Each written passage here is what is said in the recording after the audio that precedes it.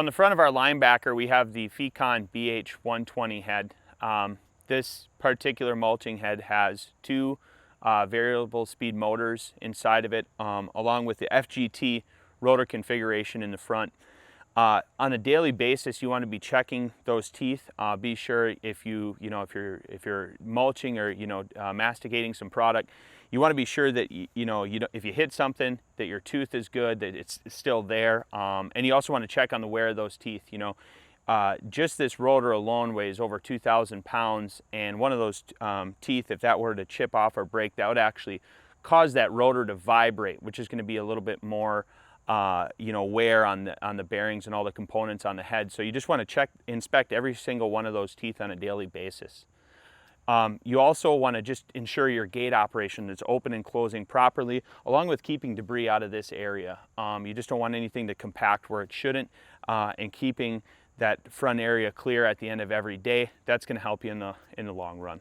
On the side of the Fecon head, we have two hydraulic motors on each side of the head. So that means that there's two belts contained right in this housing here. Now you can check your belt tension through these viewing holes on each side. And that's as simple as just unbolting those and checking. And there is, in a Fecon manual, there is a specification. If you ever need to tighten the belt or loosen the belt, that's done by two doors that fold up on each side, and an adjustment procedure also outlined in the manual. If you do an adjustment, just be sure that the other side matches. You want kind of a matching pair of tension, or else you're going to wear one side or the other out prematurely. On the back side, there are two grease zerks. One is going to go to your hydraulic motor, and then the other one is going to go down to your main bearing on your rotor. Now, the main rotor bearing is greased more frequently than the hydraulic motor grease zerk, but easily on the side, we've got nice decals here. So that main rotor is at 4 hours, and then this hydraulic motor is at 50 hours. You never want to over grease anything, but you're greasing this rotor bearing every 4 hours. Another thing to watch is also having debris build up and material build up inside of these pockets. Just be sure you're checking that on a daily basis. You're already checking the rotor. You're already wiping off the front of the machine of debris. It just takes a real quick minute to just look in there and clean out any debris that you might have.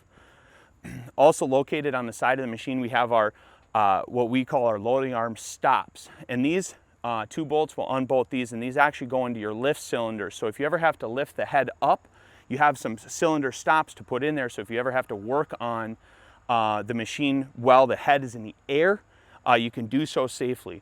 Never ever work on this head in the air unless you have these in place. Very dangerous. Some serious injury can come out of having that unsuspectedly drop. If you have multiple people working on one machine, this is essentially almost like a lockout tagout sort of procedure. So take a look in our operator's manual, and that'll give you a nice clear instruction on how to put these lift stops in. Throughout the entire machine, every single grease point is going to have a grease sticker with how many hours or weeks or days you go in between those greasing points. So we can see here that this is grease every 8 hours. That's once a running day pretty much. But when you're greasing every 8 hours, go through the manual. That's going to point out our greasing points, or they're going to have these nice kind of high-vis stickers at each point. So if you are a little bit new to the machine, be sure you walk around, see all the greasers. Be sure you're just not missing any, is the biggest thing. This equipment needs grease to live, and so be sure that you're following the guidelines of the stickers and the manual every single time that you grease this machine. When you do start to perform mulching procedures with the Linebacker, we make it nice and easy for you to know if your head's spinning, how fast it's spinning, how hard that head is working. Inside of the cab, our head pressure gauge, it's located on our display, that's going to change colors as those pressures increase. So when you are out mulching, If you're running normal, it's just going to be a nice gauge. It'll look, you know, just normal, essentially. But as those pressures start to increase, you're going to see that entire gauge go from a black background into a yellow background.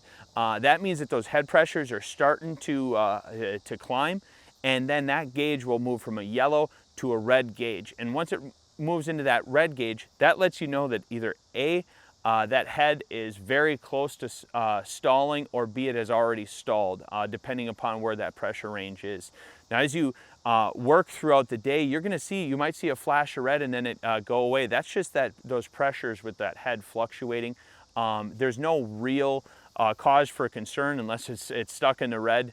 You might have some debris or material lodged into the head, whether it be, you know, Fecon or whatever head you might be running on the front of your linebacker. But just go ahead and watch that gauge as you're moving around and performing those activities. One thing to note with, you know, particular to the Fecon heads and most other heads, is that they do have adjustable skids on the bottom of the head. So what that's gonna do is give you, you know, a variance in range. So for instance, if you are moving through, you know, more rocky areas, you can adjust those skids a little bit higher. So if you do bring the head down to the ground, your rotor is going to be off of the ground, so you don't make contact. Or if your contracts call for not having to go take anything all the way down to the dirt, you can adjust that that height of the finished material so that you can just extend your tooth life quite a bit. Taking a look at the tire assemblies on the linebacker, these are a forestry grade tire, very heavy sidewall. So you want to just be sure you check those tire pressures. You can have a flat sometimes and not even know it. That carcass sometimes is hard enough to actually appear as though there is air in it when there's not. That's done. These are just caps that cover the valve stem. So once you grab a wrench and take off that cap, inside of that is just a normal air chuck type valve stem in there. So it's nice and easy to get in there and inspect it quickly. Should be done on a daily basis. The reason being, you just don't want to be out in the middle of nowhere and then actually roll the tire. If you do have a flat or something along those lines, you just don't want to roll this tire off of the rim. The axles on the linebacker, those are changed oil on an annual or hour basis. All of that is outlined inside of the manual. With that, you have very easy access to the planetary gears in each wheel system. And then the center section of the axle is also its own oil compartment. So you got to remember, when you are changing that oil, there's actually 3 compartments on every single axle. One located inside of the wheel, and then that center section being your 3rd compartment of oil. Be sure that you're changing all 3 of those at those service intervals that are outlined inside of our service manual. If there's ever a circumstance where you have an engine that doesn't run, or you have to pull this machine, there are parking brake release canisters on each axle. There's 2 of them on each axle, 4 of them total. And that procedure is outlined in our service manual as well, but those are located directly underneath the machine. And so you want to be sure, if you ever are using those parking brake releases, that you be sure to chalk the wheels and be sure that you're on as flat a surface as possible, because once you do unlock those, that is taking the parking brake away from the machine.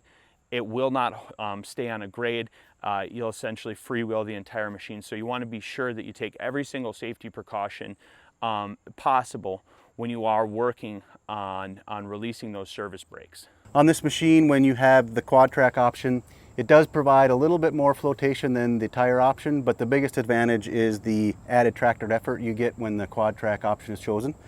As you look at the tracks, we have the drive sprocket here that is attached to the axle, which is the same axle that is in a wheeled machine. On there we have our bogies and our idlers up here, which have a tensioning bolt that's used to tension the track system. Along with that, there are 4 grease points, 1 in each of the bogies and the idlers. And on the inside, on the main pivot pin, these can be greased from either side on this part, but the pivot pin only on the inside. Part of the things that need to be done with this is to keep the track tension correctly and making sure it's aligned. And those items can be found in the maintenance manual of the track operating system so that you can maintain the tracks. In that, you will also find you should rotate the tracks, and the proper way to do that and based on the hours that you have on the machine. Now in the main chassis pivot area of the machine, you're going to notice that we have 2 steering cylinders and a drive shaft located directly in the center of the machine. You want to keep that area completely clear of any debris, anything that's, the head might kick up. Every single day, clean that out. The main reason being is you don't want anything to get wound up in that drive shaft. There's a drive shaft that goes to each axle to a central transfer case in the unit. So if you have any wire or anything like that that gets caught up in this area, it has a tendency to get coiled up around the drive shaft. So you want to keep that in as clean as possible, inspect it as much as you can at the bare minimum every single day. Greasing the steering cylinders, there's 2 points that you can obtain in the middle of the machine here, but there's also 2 more remote access points on the right hand side of the machine in the engine compartment, and those will grease the back side of those steering cylinders. So again, on the steering cylinders you can only grease 2 pins from the outside, and then on the right rear of the machine will be the other 2 grease zerks that you need to worry about.